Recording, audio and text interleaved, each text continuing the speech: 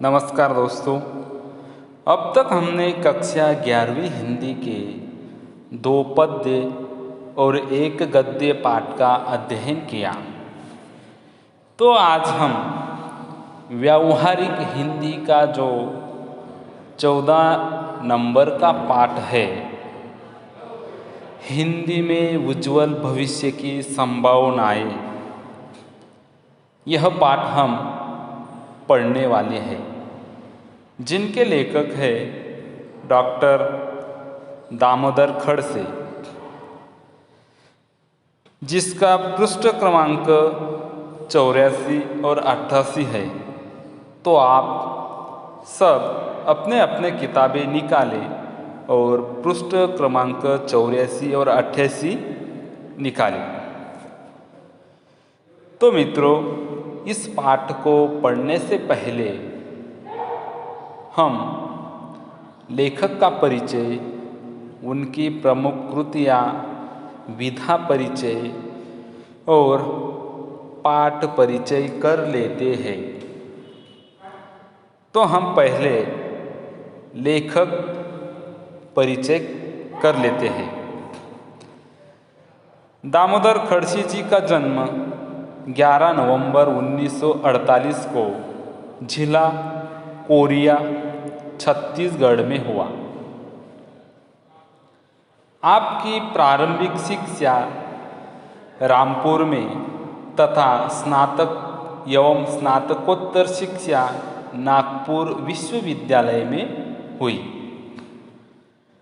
आप 30 वर्षों तक बैंक में सहायक महाप्रबंधक राजभाषा के रूप में कार्यरत रहे। आप कवि, कथाकार तथा अनुवादक के रूप में हिंदी साहित्याकाश पर छाए हुए हैं। आपको राष्ट्रीय स्तर के अनेक पुरस्कारों से सम्मानित किया गया। आगे देखते हैं विधा परिचय। यह भाषण विधा है। जनमानस को अपने विचारों से अवगत कराने का सबसे सशक्त माध्यम है भाषण।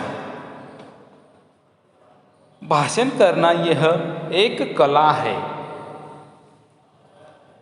इस कला का उद्देश्य श्रोताओं को अपने विचारों से प्रभावित करना होता है।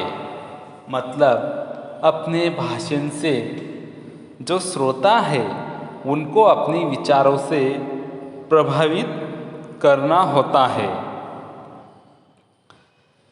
स्वामी विवेकानंद, सुभाष चंद्र बोस, जवाहरलाल नेहरू, सरोजिनी नायडू, सरदार पटेल आदि महापुरुषों के भाषण विश्व में प्रसिद्ध है।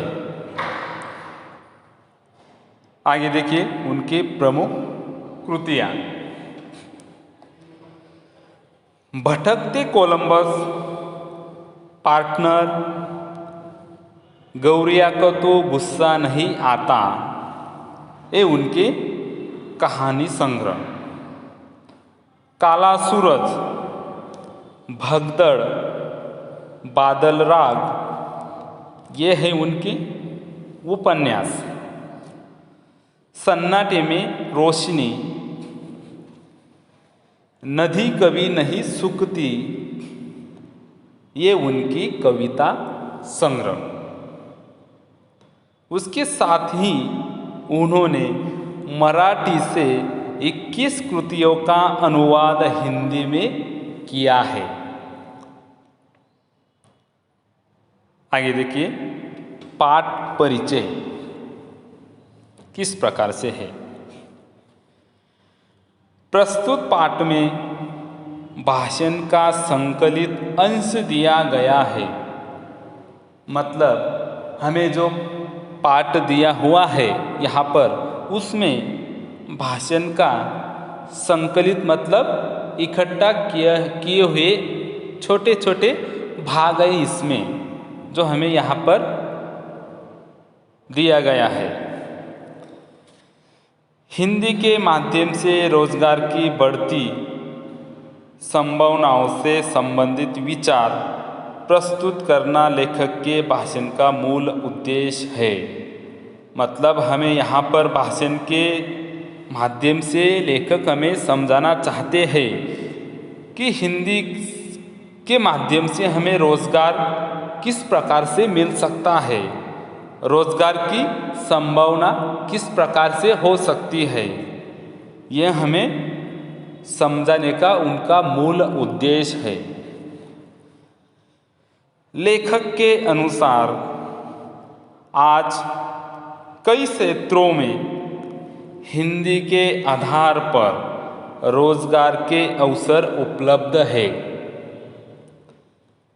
लेखक कहना चाहते हैं कि आज कई क्षेत्रों में हिंदी के आधार पर हमें रोजगार प्राप्त हो सकता है, हमें रोजगार मिलने का अवसर हो सकता है, हमें रोजगार उपलब्ध हो सकता है। आवश्यकता है अपना क्षेत्र चयन करने की, मतलब सिर्फ हमें वो जो रोजगार है वो कहाँ मिलेगा, किस प्रकार से मिलेगा, इसका चयन उसे हमें ढूंढना होगा। देश विदेश में हिंदी भाषा के बढ़ते महत्व को वक्ता ने सहज, स्वाभाविक तथा जानकारी परक ढंग से विद्यार्थियों के सम्मुख प्रस्तुत किया है। मतलब लेखक हमें कहना चाहते हैं कि देश विदेशों में हिंदी भाषा का महत्व अब तेजी से बढ़ने लगा है, और किस प्रकार से बढ़ रहा है इसकी जानकारी हमें बहुत ही अच्छे ढंग से यहाँ पर लेखक देना चाहते हैं। तो यहाँ पर हमने लेखक का परिचय कर लिया, उनकी विधा देख ली, प्रमुख कृतियाँ देख ली, पाठ परिचय कर लिया। तो हम आगे हमारे पाठ की ओर चलते हैं। तो दोस्तों, यहाँ पर हमें भाषण के रूप में यह पाठ दिया है, तो हम यह पाठ को पढ़ते हैं। मित्रों, आज मैं आप सभी को इस बात से अवगत कराना चाहता हूँ कि हिंदी सीखकर तथा हिंदी का अध्ययन कर आप अपने भविष्य को कैसे उज्जवल बना सकते हैं। आप जानते ही हैं कि विश्व स्तर पर हिंदी का अपना एक महत्वपूर्ण स्थान है। हिंदी में निपुणता प्राप्त व्यक्ति न केवल रचनात्मक रूप से बल्कि व्यावसायिक रूप से भी सफल हो सकता है। तो यहाँ पर लेखक कहते हैं कि इस पाठ में बताया है कि विद्यार्थी हिंदी सीखकर तथा हिंदी का अध्ययन करके अपने भविष्य को उज्जवल कैसे बना सकते हैं,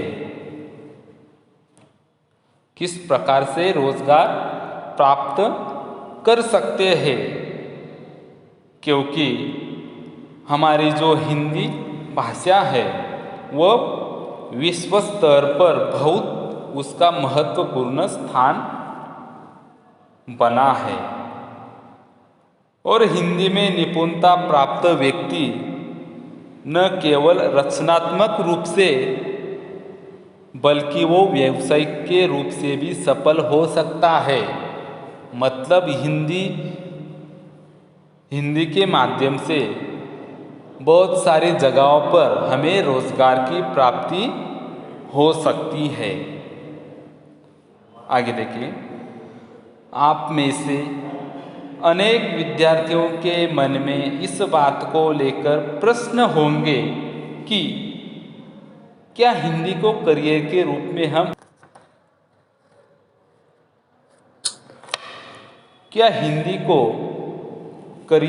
रूप में हम अपना सकते हैं।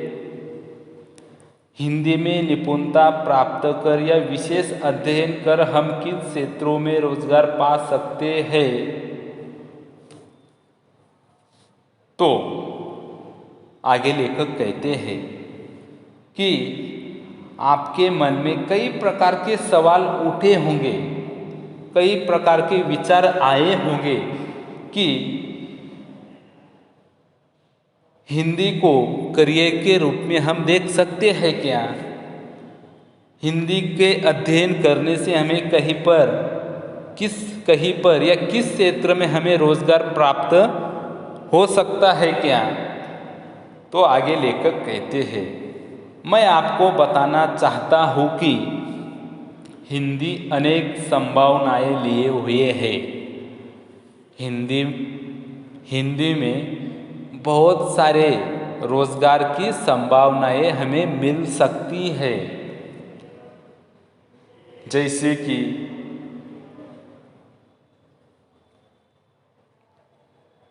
हिंदी ने जनभाषा, संपर्क भाषा, विज्ञापन भाषा, मीडिया भाषा जैसे अनेक रूपों को अपने भीतर संजोया है। मतलब हमारे जो दूरदर्शन चैनल है, जो हमारे संपर्क की भाषा है, हमारे विज्ञापन की भाषा है, मीडिया की भाषा है, वह सारी ज़्यादा से ज़्यादा हिंदी में बोली जाती है। हिंदी का ज्ञान, हिंदी की विशेषज्ञता एक विशाल जगत से हमारा परिचय करवाती है। यदि हमारे पास हिंदी का ज्ञान होगा, हिंदी की जानकारी होगी, तो इसके साथ साथ हमें आगे चलकर विशाल जग से हमारा परिचय होगा। हिंदी में रोजगार है और रोजगार के लिए हिंदी है। देखो आगे लेखक कहते हैं, हिंदी में रोजगार है, मतलब हिंदी में अध्ययन करने से हमें रोजगार मिल सकता है।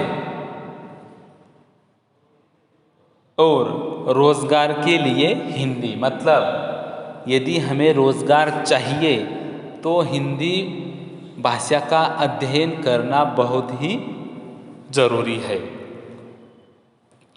अब मैं आपको बताना चाहता हूँ कि किस तरह से हिंदी में रोजगार के विपुल अवसर उपलब्ध है और कहाँ कहाँ आप हिंदी भाषा के ज्ञान के आधार पर अपना करियर बना सकते हैं।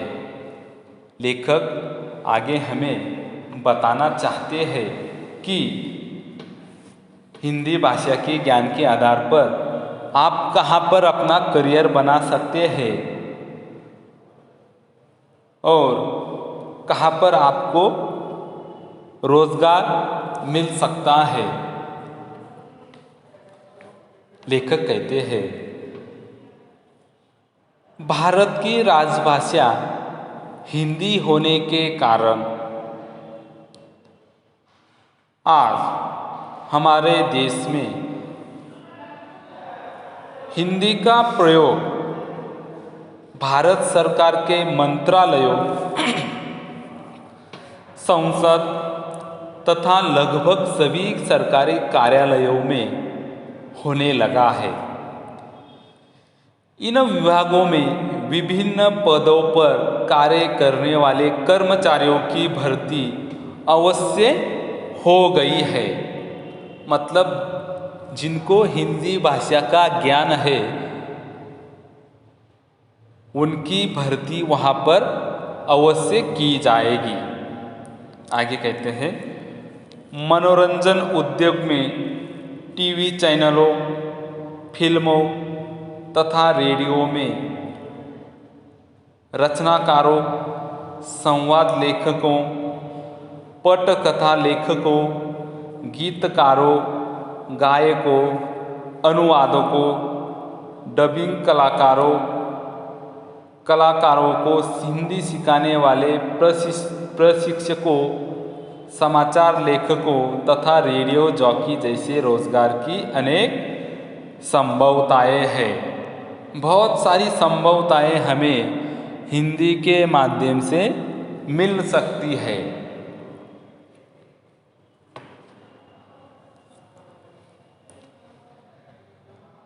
आगे कहते हैं लेखक, यह तो आप सबको ज्ञात है कि दुनिया के वैश्वीकरण के दौर में प्रवेश कर लिया है। मतलब हमारे देश ने दुनिया के वैश्वीकरण मतलब जागतिकीकरण के दौर में प्रवेश कर लिया है।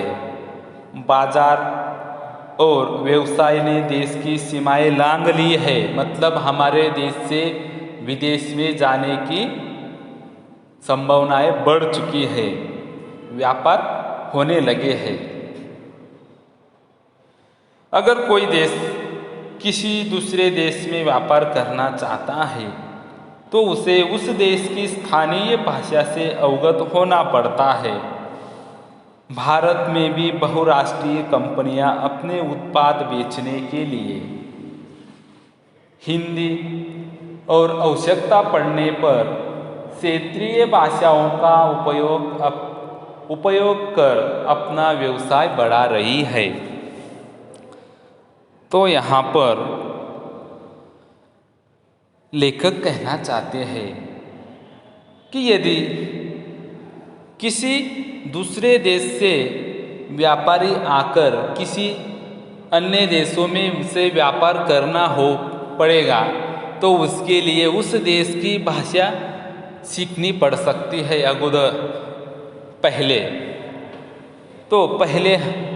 उस देश की भाषा को अवगत करना पड़ेगा। उसके साथ साथ वहाँ की जो क्षेत्रीय भाषा है उसका भी ज्ञान होना बहुत ही जरूरी होता है और इसी के उपयोग से वहाँ पर वो अपना व्यवसाय को बढ़ा सकते हैं। आगे लेखक कहते हैं,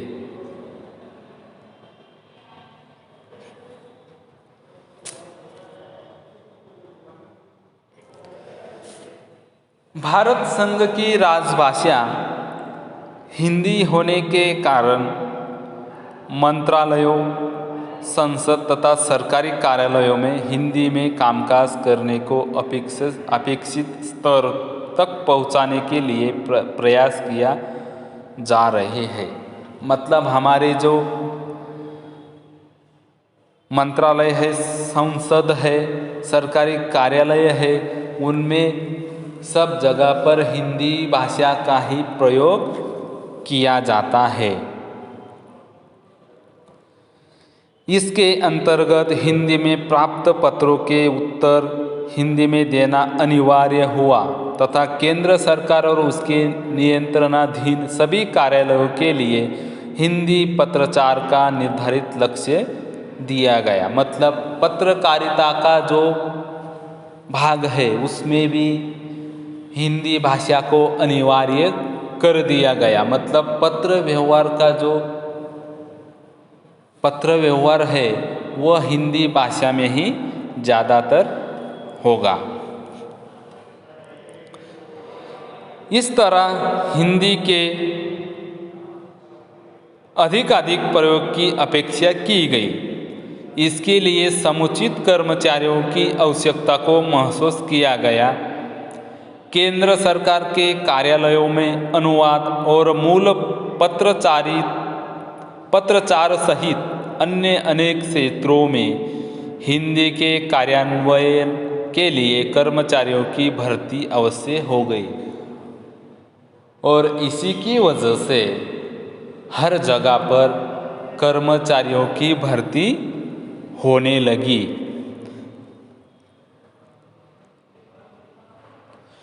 अनुवादक, लिपिक, अधिकारी और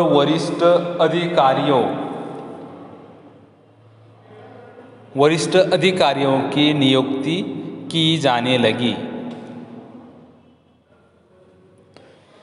इस क्षेत्र में विशेषज्ञों की मांग बढ़ने लगी। इस क्षेत्र में जो सबसे ज़्यादा हिंदी का जिसको ज्ञान है उसकी ज़्यादा से ज़्यादा मांग बढ़ने लगी। अंग्रेजी से हिंदी और हिंदी से अंग्रेजी अनुवादकों की मांग तेजी से बढ़ी। जिसे अंग्रेजी से हिंदी में अनुवाद कर सकता है, जिसे हिंदी से अंग्रेजी अनुवाद कर सकता है, उनकी भी मांगे ज़्यादा से ज़्यादा बढ़ गई। इसके लिए वरिष्ठ कनिष्ठ अनुवादक तथा लिपिक की आवश्यकता होती है। इसकी निगरानी के लिए राजभाषा अधिकारियों की नियुक्ति होती है। सबसे अधिक कर्मचारी संख्या वाले कार्यालयों में एक राजभाषा अधिकारी और आवश्यकतानुसार अन्य कर्मचारियों की भर्ती की अपेक्षा होने लगी। तो यहाँ पर सबसे अधिक कर्मचारी जहाँ पर रहेंगे वहाँ पर एक राजभाषा अधिकारी के तौर पर एक अधिकारी की नियुक्ति वहाँ पर की जाने लगी। सहायक निदेशक, उपनिदेशक, संयुक्त निदेशक और निदेशक जैसे पद हिंदी के क्षेत्र में कार्य करने वाले अधिकारियों के सामने संभावना के रूप में उभरने लगे। तो इस प्रकार से बहुत सारे जगह पर हिंदी भाषा को लेकर रोजगार की प्राप्ति हमें हो सकती है।